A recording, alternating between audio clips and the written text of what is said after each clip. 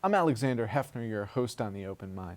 Russian-American writer Anastasia Edel joins me today. She is author of the powerful New York Times op-ed, "The Tired and Poor Who Make America Great," which contends that, as long as the Statue of Liberty stands, it renders Donald Trump an impostor, as well as author of Lightning Guide's edition, "Russia, Putin's Playground, Empire, Revolution, and the New Tsar."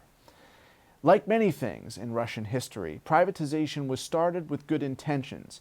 It ended in rigged bids, bribes, violence, and dubious interpretations of the law, Edel writes. The dizzying rate at which Russian oligarchs have been amassing wealth is a double-edged sword, fearing that their riches might vanish just as swiftly as they appeared. Many have turned to politics. She has concerned herself most recently with the Trump administration's betrayal of a compassionate American immigration policy. She writes that we should be watchful of what comes next. Any society that starts down the path of marginalizing certain groups will eventually need new targets. Welcome, a pleasure to have you here, Anastasia. Great honor, thank you. What I just said in the intro, isn't that borne out exactly in Vladimir Putin? Why is he still at the helm? Because he's afraid of what he might lose, which was a country really devoted to his and his well-being and his wealth and his power. But are Russians beginning to recognize that the power of that representation is largely felt with Putin and not the Russian people at large? Well, there were recently protests in Moscow where people took it to the streets and demanded a very simple thing, that their candidates should be put on the ballot to the election of the Moscow State Duma. That was not a violent process. Nobody was doing anything remotely similar to what you're witnessing perhaps in Hong Kong. But those protests were pretty violently crushed. And the thing about authoritarian system is that they get really upset about any show of people's will. And this is what dictators and authoritarians fear. So no matter how little the discontent or the expression of that will might be, it will be subverted pretty ruthlessly if you're in a country like Putin's Russia. And this is what we have witnessed in Moscow. But as far as, is there an equivalence between Putin's Kremlin and Vladimir Putin and the Russian people? I don't think so. Just as there is no equivalence between President Trump and the American people. Russia is a huge country, but of course, what we see is what comes out of the Kremlin and out of the official sources, and the reality is more nuanced and different. And it's interesting that with Russia is that just when you least expect it, nobody expected this election to the local Moscow state parliament to bring any surprises, but it did. But why? Because opposition candidates were denied not the victory, they were just denied the right to run, and people were upset. Is that marginalization something that you recognize as having a derivation in Russia at all? Or do you think that what's developing in the United States is just this kind of global resurgence of populism and xenophobia? I think it is both, but if you look at dictatorships going back in history, you will see that the tactic of polarization in society is creating internal enemies, and this is where it starts. And coming from USSR, I've seen it done on a grand scale when there was, and the marginalization was simple. There is us and there is them, and if you're not with us, you're against us. And so this was a pretty binary situation. Now in Russia of Vladimir Putin, it was very strange to witness the return of something from USSR, which I thought, as a child of perestroika, we have buried for good. Russia in 2000 was not USSR. It was an heir to an empire, but it was a country which was sort of taken steps towards a democracy, and it was a democratic experiment. But what happened with Vladimir Putin, you probably remember that very early in his presidency, in fact, before his presidency, there was this series of apartment bombings in Moscow that were immediately attributed to the Chechen terrorists. And that has not been proven. In fact, other things have come out about who was involved in this. But the fear among the people is a very powerful motivator to evaluate different courses that are being offered to them. And the course that Vladimir Putin wanted for Russia was lifting Russia off its knees, right? So, which means that somebody has put Russia on on its knees, right? And it wasn't the the oligarchs. It was although that went to that really quickly. We've seen it with the Khodorkovsky situation. But so the Chechens were singled out as potential terrorists that would subject Russia to violence. And then over the years of Putin's interminable stay in power, multiple communities, multiple groups rather, were singled out and ostracized. And we've seen it with the LGBT community. And now it's generally the liberals. The liberals are the foes of Great Russia, and the guilt for Russia's dire economic situation of the 90s. I was there. I remember it, how bad things were when the country was transitioning from socialist economy to the free market. The blame is now assigned to liberals and to democracy in general. They have brought chaos to Russia, not the privatization that you mentioned in the beginning in the introduction, and not this huge inequality that was created virtually overnight, but some groups of people that should be blamed. And so once you start down that road, anybody can become a potential target.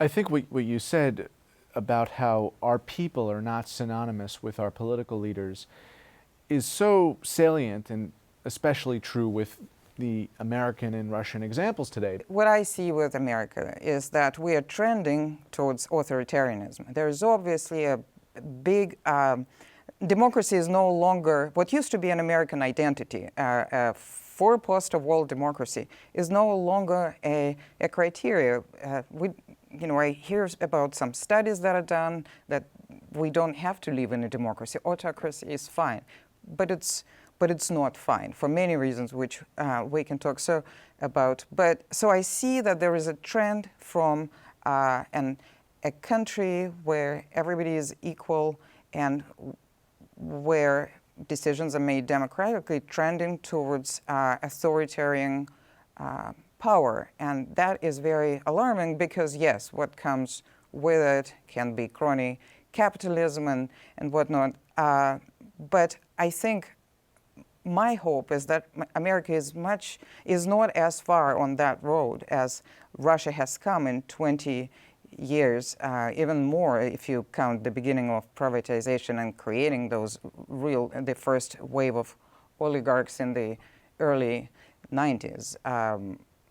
I don't think we are there, and my hope certainly is that this would not happen. But the problem with trending towards authoritarianism is that what comes with it is also nepotism. If America stops being a meritocracy, like it has always been, or at least that's how we perceived it out there in the old country, then the danger is that eventually you're going to slip into what Lenin, called the government of cooks. Andrew Jackson called that the spoil system. But I think there's something more pernicious going on, dismantling of compassion. And you're absolutely right. There is definitely an attack an attack on what we all cherish. All of us who came here at some point, newcomers like me, fairly, I've been here 20 years or generations ago. There are certain things that we held sacred, and even I, who grew up behind the Iron Curtain in USSR, knew about the Statue of Liberty and the poem hammered to its pedestal and the light that shone on arriving boats. And so there was always this dream. When you live in a state of injustice, which USSR was, there is a place where you can make it and pursue happiness. As long as you play nicely to others, work hard, you will be treated equally with everyone else, and you will get the right to pursue it. And you would not, it doesn't matter whether you are rich or poor or healthy or not. So I knew about that. And so to me, it's emblazoned in my head, and no matter what other people say, this is what I believe my America is. So when I read Cuccinelli's remarks, I wasn't planning to write that op-ed at all. In fact, I was in the middle of finishing a big writing project that Monday, and when I do that, I don't read the news because I want to be sane. But then my mother called me, my mother-in-law called me, and they also, have you seen the monstrous green card rules? And I'm like, okay, no, I haven't, so let me go check. And I started reading, and I read the Russian news, the European news, and the American news, because I always do that to get sort of like a less partisan picture. And what his remarks that we should probably think of this poem in a different way. People should be able to stand on their own 2 feet, which is oxymoronic, right? If you're tired and poor, it's not a determinant. But so that we should augment it that way. What it struck me, it's really an extension on the attack on truth and fact that seems to be the only consistent policy that's coming out of this administration.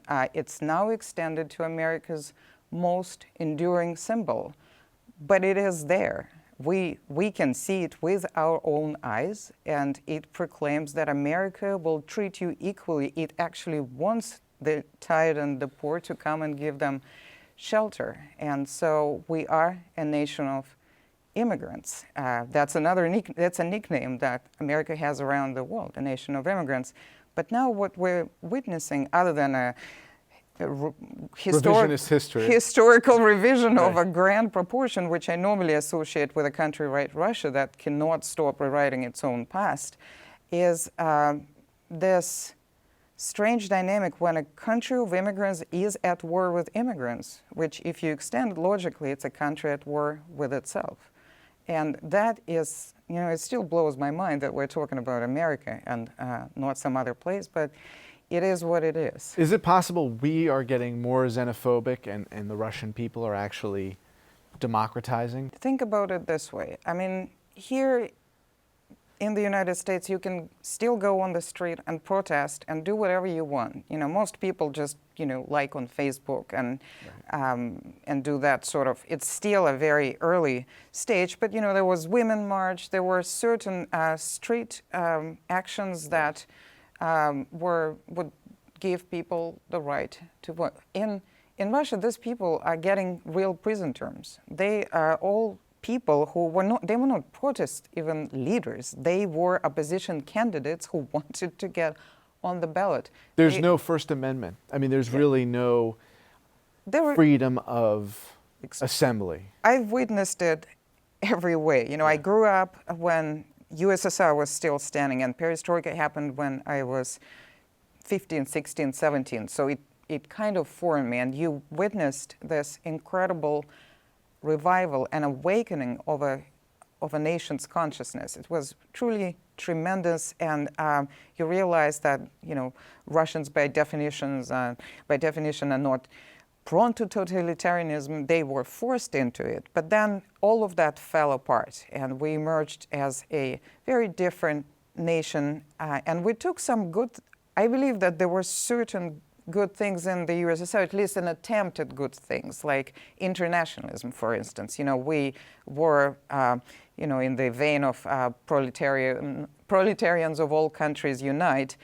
We were all supposed to be internationalists, and we were given this one identity, the super identity of the Soviet person, and were encouraged to give up our ethnic identity. Though, they never quite got it right, because there was a passport entry where you were either Russian or Jewish or Armenian or whatever. But this sort of idea of all of us being citizens of a larger, not of a geography, but of an idea, was present in USSR. And but what we witnessed with Putin's arrival was really the subversion of this idea. I mean, this whole slogan that he had when he came, lifting Russia off its knees. Russia, it's Russia, right? Now it's great Russia. And so this is very different. Again, I have never really, growing up in USSR, did not really, I mean, I knew I was Russian, but I didn't identify myself as a Russian. We were Soviet people. And now, of course, USSR is gone, but the resurgence of nationalism in Russia under Putin is very, very clear. And of course, it's, the thing about nationalism is it's something that is easy to give to people. It doesn't cost you much. You just start, hey, be proud because you're Russian. Be proud because you're American. It's not a plausible scenario at this point. About political reform in Russia? About whether or not this next generation can trigger reform that would overthrow, if not Putin, a set of repressive qualities that are now the norm there. Repression is never the norm. Even people who grew up with just Putin would never be able to accept this reality of a repressive state. And I grew up in USSR.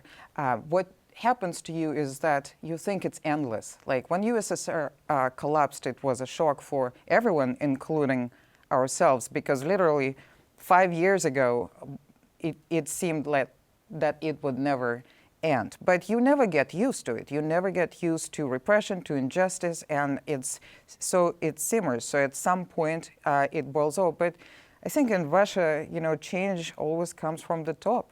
Had it not been for Gorbachev, who decided to, or Khrushchev, who decided to liberalize the country just a little bit to make USSR better, both of them tried, then, who knows where it would have gone. But my hope is that these people who are growing up today, they're very cosmopolitan, very Western. I mean, they're not like me. They don't know what USSR was other than from some propaganda films that they might be shown. But a lot of them are very close to a Western viewpoint.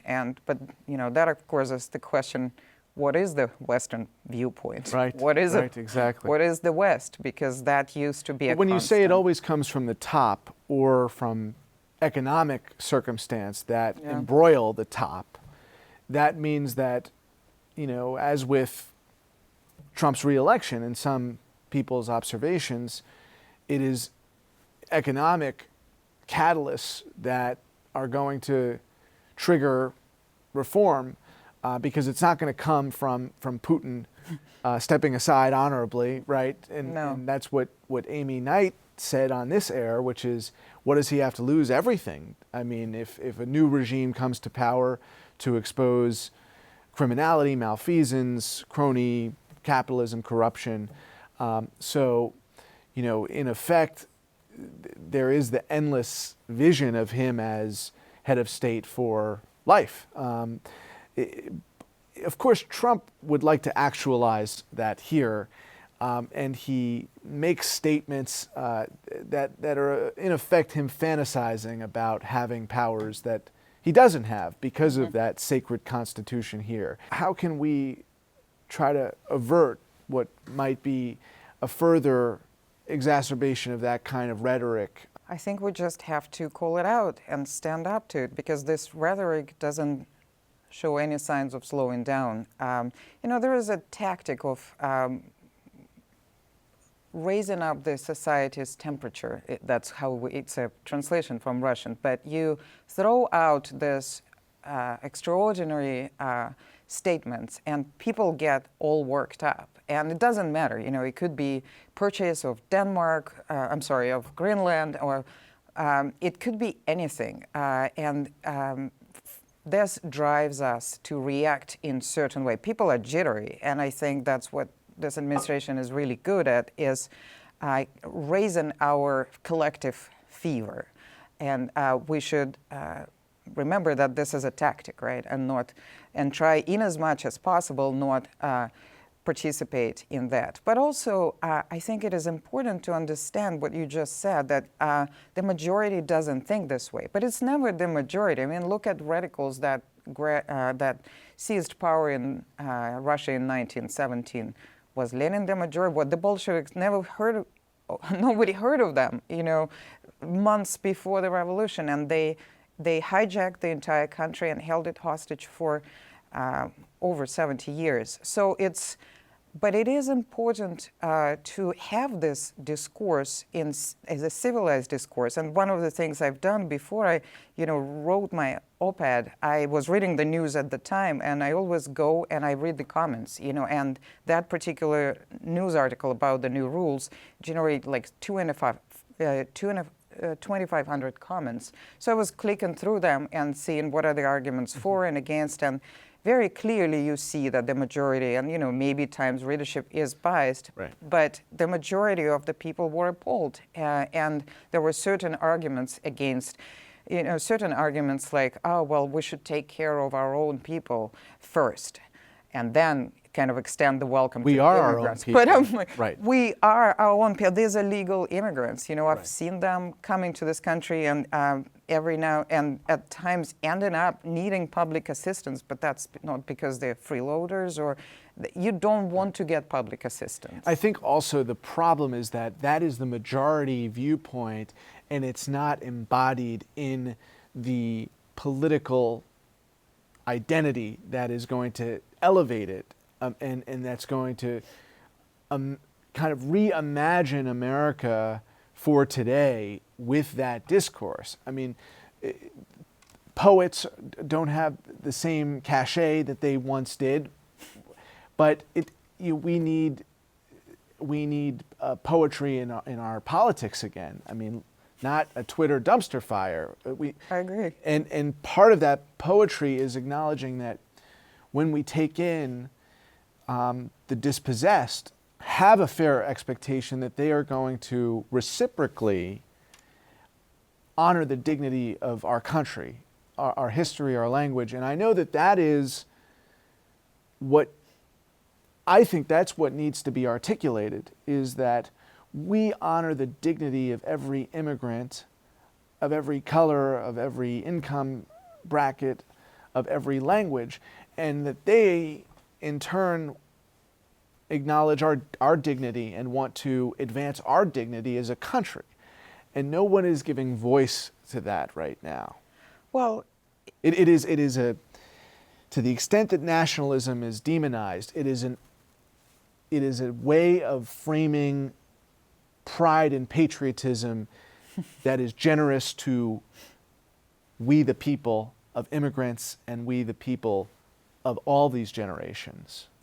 Yes, and in fact, one of the things about America that struck me as a newcomer is, and I came 20 years ago, and by and large it continued, was actually the absence of nationalism, of forced nationalism. But what you saw were the American flags just hanging above people's porches, or portraits of the presidents cut out of the magazine and taped in school classrooms, not handed out like portraits of, Brezhnev or Gorbachev. So there was this organic feeling of people loving their land, and this, what is coming out of this administration under the guise of patriotism, is not patriotism. It is something that is forced, and this rhetoric of being un-American.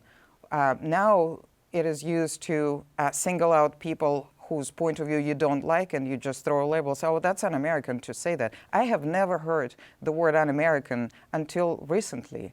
What does that even mean? And so I think Americans, one of the things that I don't want to see happening in this country is the hijacking of who is patriotic and who is not, who loves the country and who doesn't. We all love this country, and if we don't wrap ourselves in an American flag, that doesn't mean we don't love it, but it's just that, my grandfather taught me when I was very little that love is shown when you act. It's not that you come and hug your mother and say, oh, I love you. It's more like your actions. And has this administration really shown any much love? I mean, have they made us safer through control of guns, or have they welcomed immigrants? So, but there is an attempt to hijack, we love our country and these people don't. And it is not true. I think we're all patriots. America has always been an idea,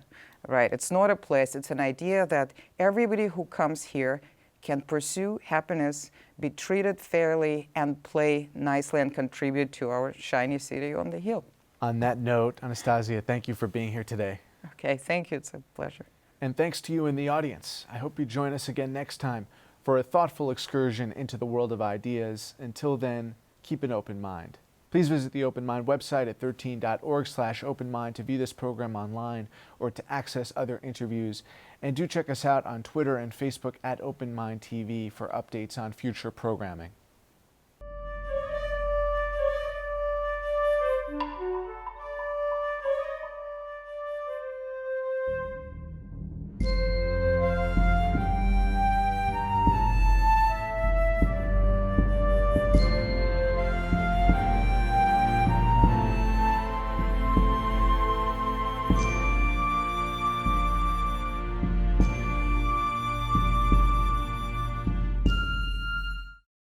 Continuing production of The Open Mind has been made possible by grants from Ann Olnick, Joan Gans Cooney, Lawrence B. Benenson, the Engelson Family Foundation, Alfred P. Sloan Foundation, the John S. and James L. Knight Foundation, William and Flora Hewlett Foundation, Joanne and Kenneth Wellner Foundation, and from the corporate community, Mutual of America.